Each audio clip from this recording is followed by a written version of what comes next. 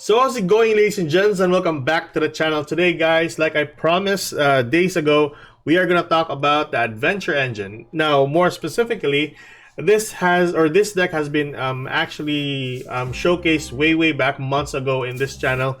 Now, since Illegal Knight is included into Master Duel, and of course a great change for the combo is the removal of Hockey 5 racks, we are just gonna move towards another type of combo without the Hockey 5 racks into this build. So what we have here is just removing the copy for the Psychic Trackers and then adding a lot of level 7s. That means another copy of the Ascendant of Thunder, the 3 copies of each Vishada and Ashuna, and then of course the 2 copies of your new Illegal Knight into this deck. Now, what does this lineup implies, or this main deck implies? Well, basically, all you need to do is summon 2 level 7s on your side of the field, and you can start your combo from there on out. On your extra deck, we just included Cupid Pitch, and of course the Tomahawk, which is your primary source of combo or your starter combo for your deck. So once you have 2 level 7s, you can easily go to your Tomahawk and then Aurora Dawn afterwards, and then you start off your combo there, summoning Bar on the Floor, your Cheng Ying, and of course your other Yang Zing monsters on your side of the field. Other than that, you have the 2 copies of your Shi Wen, a very good source of tuner monster once your Yang Zing is destroyed. Your 2 copies of Mecha Phantom Beast Lion, which is a pretty good source of token if ever it is sent to the graveyard as well.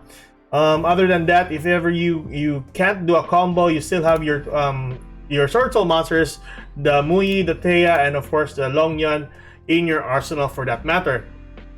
And of course, if ever that doesn't work, then you have of course your adventure engine that will prompt having a 2k beat stick on every type of monster there is, except for the Water Enchantress. But other than that, that's basically it. And with the effect of Illegal Knight included into this build, it is easy just to return 2 cards on your opponent's side of the field to his hand, and then just basically exchange this card to your opponent, and then use the effect of Draco back, the Rideable Dragon, to return the Illegal Knight back to your hand. So it's basically like a Kaiju in a sense, but yeah, it just returns it to your hand afterwards.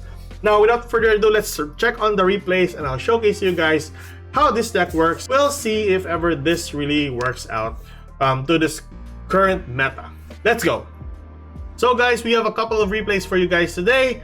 To start off, we are going first, and this is better if you're going first, just to establish your board for that matter. Now take note, since the current meta is on Despias and Runix, the Nibiru card isn't really prominent in most of the decks that we encountered. So basically, we are free to do the combo as we please. So to start off, we have Ascendant of Thunder, an Ashuna, 1 Protos, 1 Faithful Adventure, and an Ash Blossom as a starting hand. So we start off first with Tenyi, Spiral Summoning into the field, use the effect of Faithful Adventure, and then summoning the Ascendant of Thunder. Then we move towards the summoning of the Tomahawk to the field. Now the placement doesn't really matter. You can actually summon this on the Monster Zone, but I really like to summon this on the Extra Monster Zone. And yeah, this is actually what I do first is really insignificant from time to time, but in case you want to, if there is a time where your Faithful Adventure is sent to the graveyard, you can retrieve it back with the effect of the Barricade monster.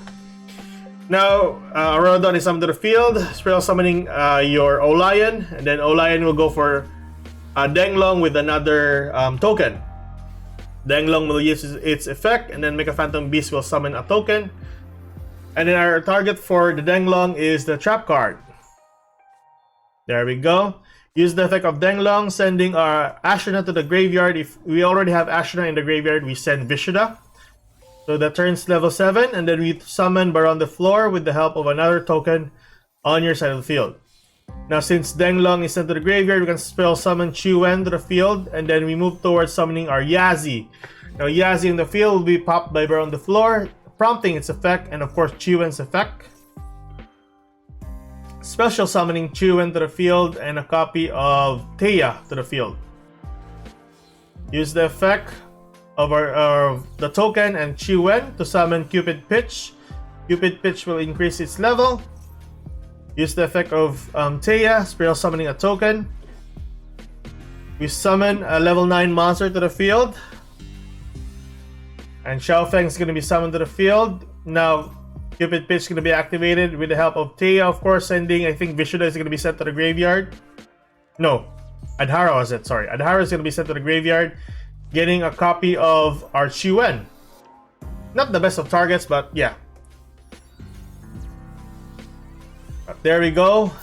A level 10 Cheng Ying is going to be summoned to the field. Now, with the help of the Fateful Adventure, we get a copy of the Water Enchantress. Banishing it to get a copy of Rite of Aramesir.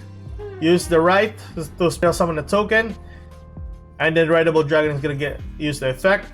Since we have Protoss on hand a while ago, we just summoned Protoss and called Dark. So that is our board right there. Having Protoss to avoid your opponent from special summoning Dark Monsters. And with the help of Xiaofeng, just to restrict your opponent from special summoning Light Monsters. Or using the effect of Light Monsters for that matter. That's it.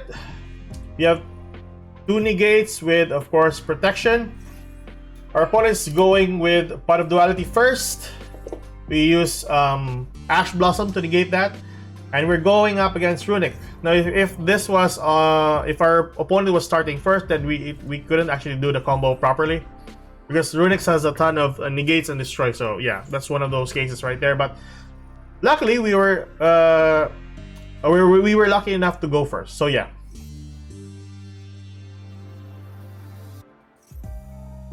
Tip is going to be activated. Now that's basically it. Burrow on the Floor will activate and negate the activation.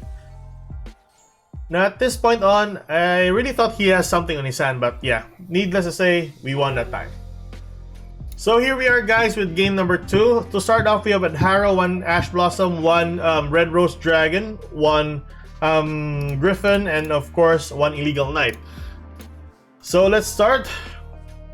Illegal Knight is going to be activated. And then we got Max Seed. Luckily, we have Ash Blossom for that. Now with the effect of the chain, Wandering Griffin Rider will be Chain Link 4. Crystal Summon to the field, and of course, Illegal Knight will be summoned to the field as well. Starting our combo with that.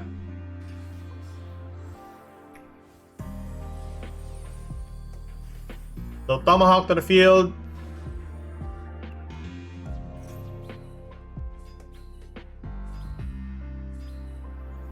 There we go. So take note, guys, if the best thing about this deck, if once you're going first, is you can establish your board as one thing. But if you are going second with this deck, it can be good in a sense, but you cannot OTK on that turn basically, because the effect of Tomahawk restricts you from ever giving out damage to your or dealing damage to your opponent's life points. So that's one of those downsides right there for the Tomahawk.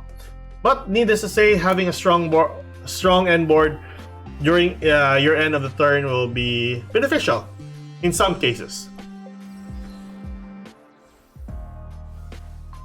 So just do the same combo right all over again. There we go. Let's just fast forward that one. Online to the field. Denglong will be summoned to the field. There we go. Use the effect of Denglong, sending Ashana. Burn the floors, then summon afterwards. Chiwen, and then Cupid Pitch. There we go. Then at this point, there's another combo with the help of Borreload Savage Dragon. So that's one of your other negates as well, if you're not going for Xiaofeng. Then Yazzie is going to be summoned to the field. Gonna be popped by Burrow on the Floor. Yazzie and then Xiaofeng will be using its effect.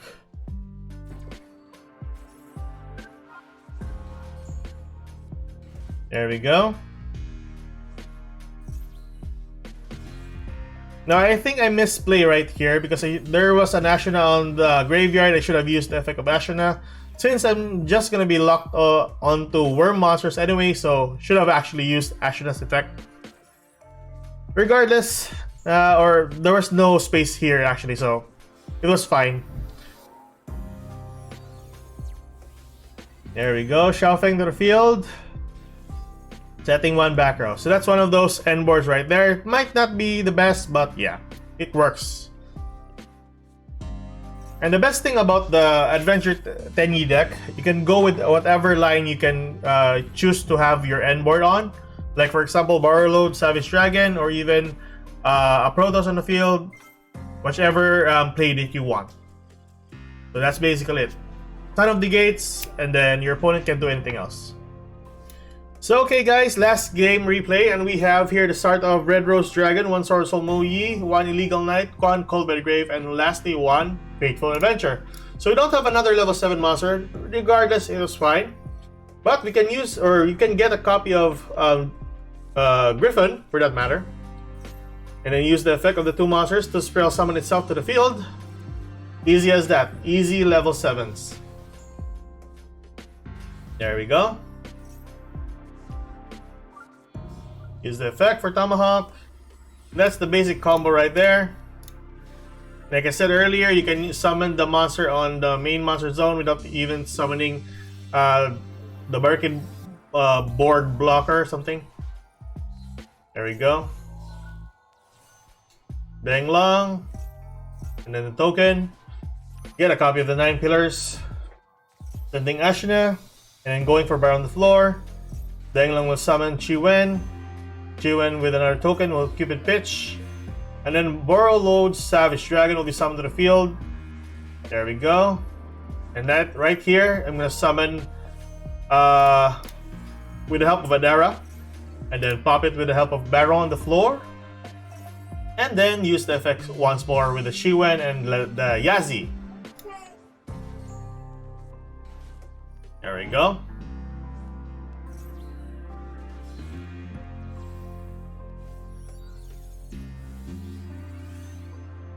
Chi-Xiao's gonna be on the field.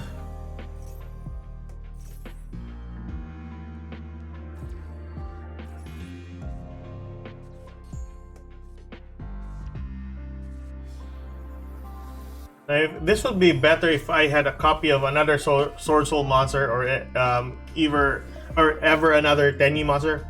But regardless, it's fine. We have a Call by the Grave, a 9 pillars, and of course a ton of restrictions for your opponent. So we're going up against another Runic deck. There we go, sending it back to his deck.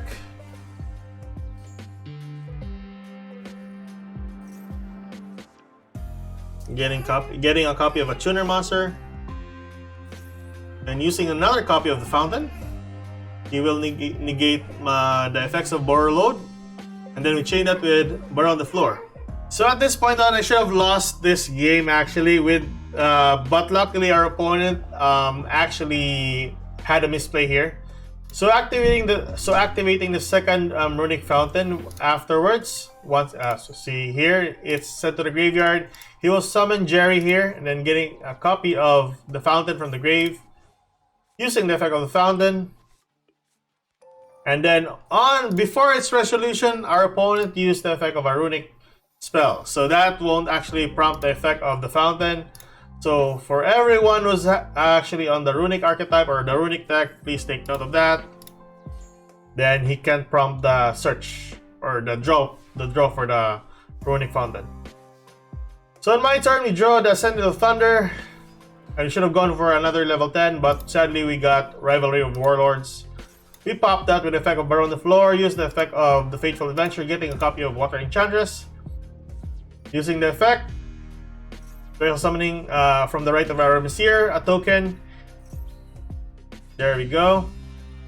Then use Adhara is gonna spell summon or getting a copy of Ashina. And then with the help of Ashina, we can spell summon Longyan.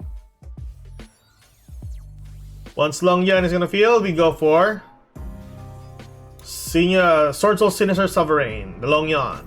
Use the effect of Draco back, sending Jerry back, and then we do damage. So basically, I can actually win this game, but adding insult to injury, I just want him to kill himself.